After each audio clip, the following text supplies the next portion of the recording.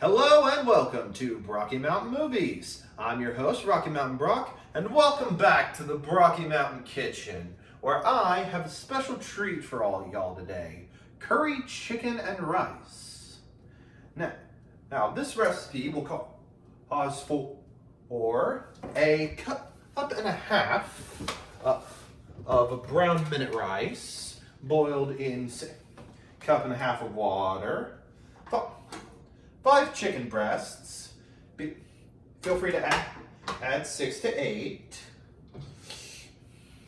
And of course, soy sauce and 5 packets of McCormick brown gravy. Now let's get it started. First we pan up the air pan. Turn up the heat and start cutting up. And start seasoning our chicken. Now, it might seem a bit redundant since we're adding salt to chicken. We're going to be adding soy sauce too, but I feel that the soy sauce gives it more color and texture without overpowering the salty taste of the chicken.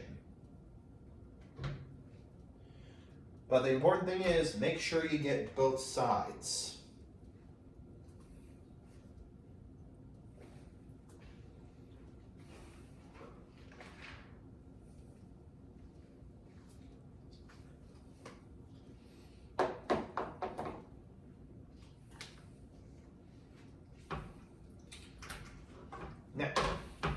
Now a little critique from last time and from my mentor, Madam Cinnamon Rolls.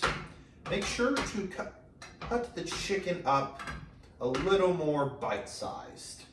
Like I said, I like to actually know I'm eating meat when I'm eating it, but we're wanting to make sure things cook a little more thoroughly.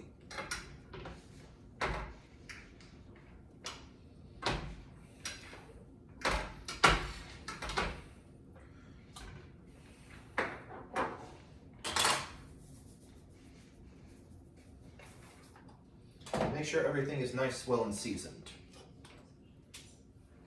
And while you're cutting up your chicken, make sure you give your brown rice a nice little stir. It's minute rice, and therefore only takes a minute to cook, but you're still going to want to keep an eye on it. Make sure none of that burns.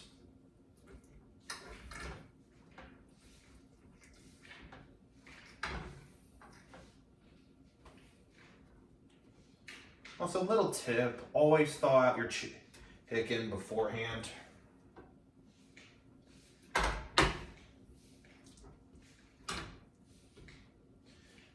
Now I know what some of the more, what's the word, food intellectuals, people who are a bit more high and mighty when it comes to food.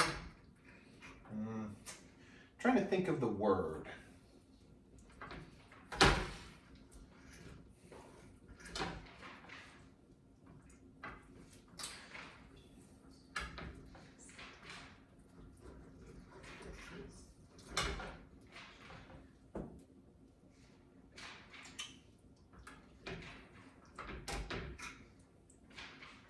And I think at this point I'm going to get a sharper knife.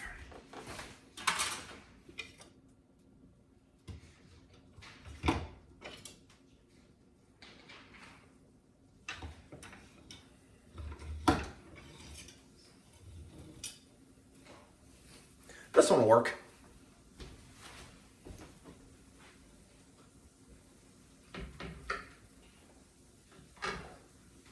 I like this knife better.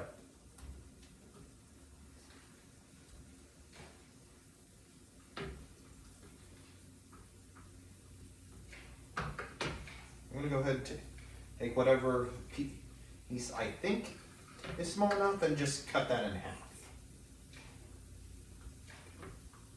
You hear that? Chicken starting to sizzle.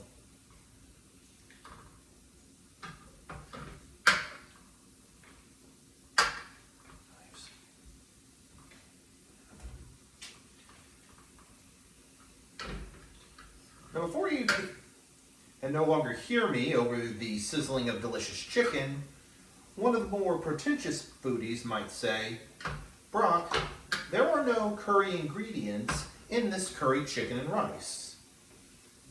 In fact, what you seem to be making is chicken and rice with brown gravy. Do you know what curry is? Well, to be fair, when I was 12 and first tasted it, the only time I had ever heard of curry was from a book called Shipbreaker, who had just mentioned it's a type of brown sauce that is commonly served in India and countries surrounding India.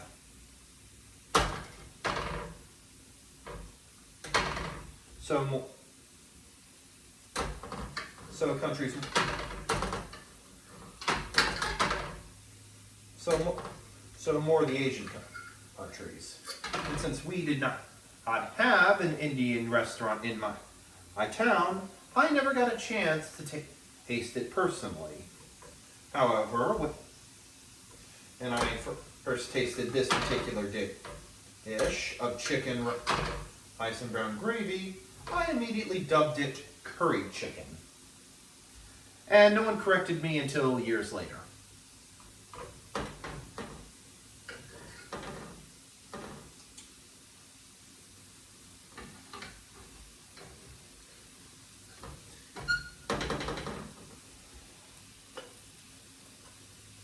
And if you don't believe me,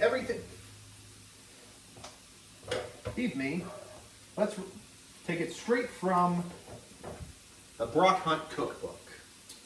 Brock, there is actually no curry in this recipe, but you named it curry chicken and rice. I guess you thought it tasted like it had curry. We may have to try it with some curry. And once I get a recipe for curry, we might just try that. Let's just hope it's, good. And even if you like curry, more power to you. But I don't know if I like it. But nothing ventured, nothing gained.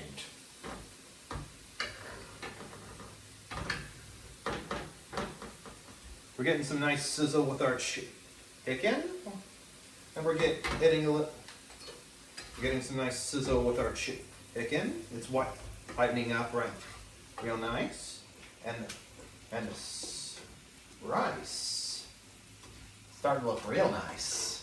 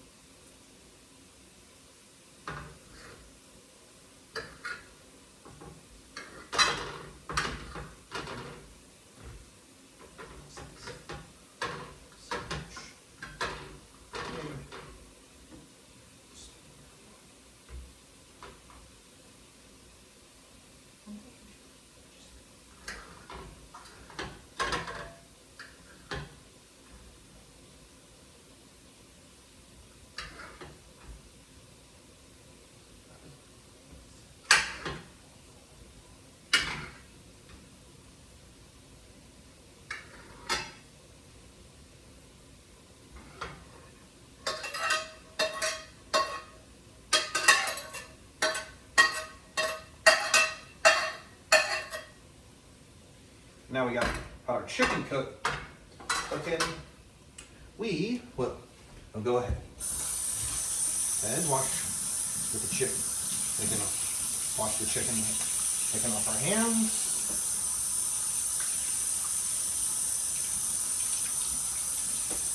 I do.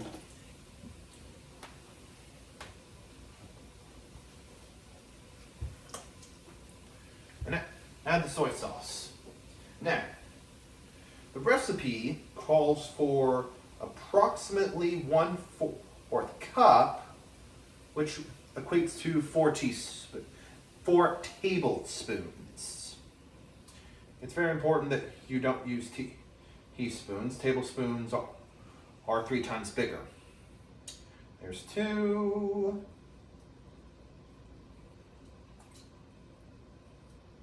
3. And 4.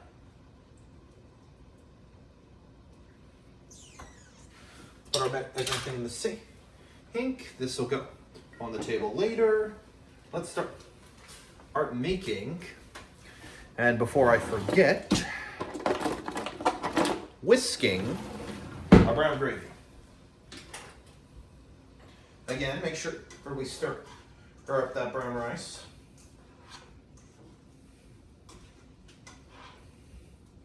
Little preview.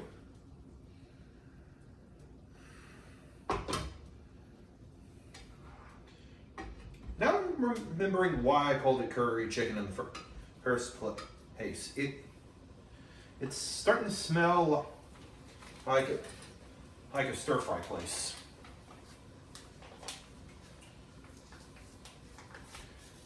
Now, the instructions on things say about 1 cup of water per gravy, but we're wanting our gravy a little thicker, so for 4 packets of McCormick, we're doing 3 cups of water.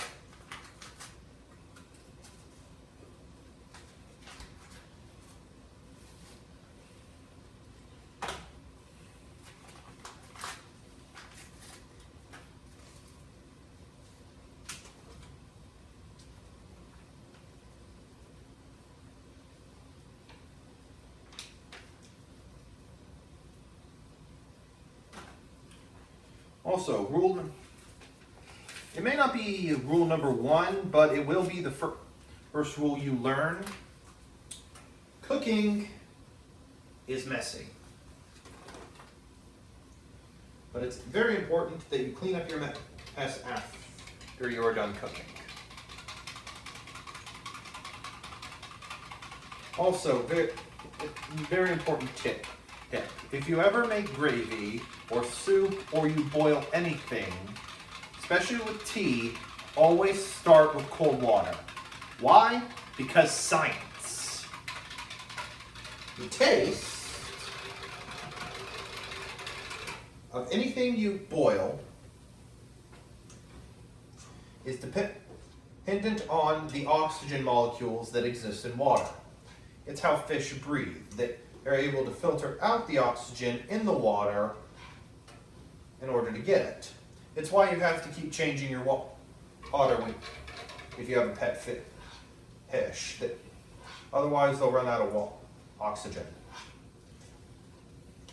And they'll drown. Trust me, I've lost enough fish to know. But still. Cold water holds on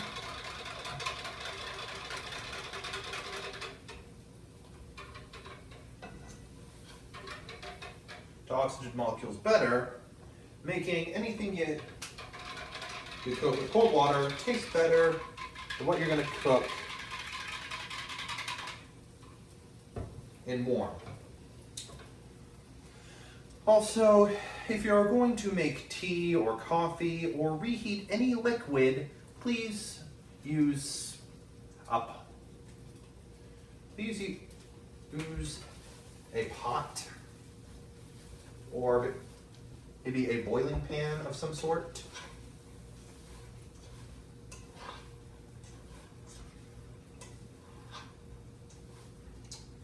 All right. My producer has wrapped this up. So we're going to cook this curry chicken until it's got a nice and cooked, and we can serve it either on top of the rice we already cooked, or we can do it separately, and then you can scoop out the rice and make it that way.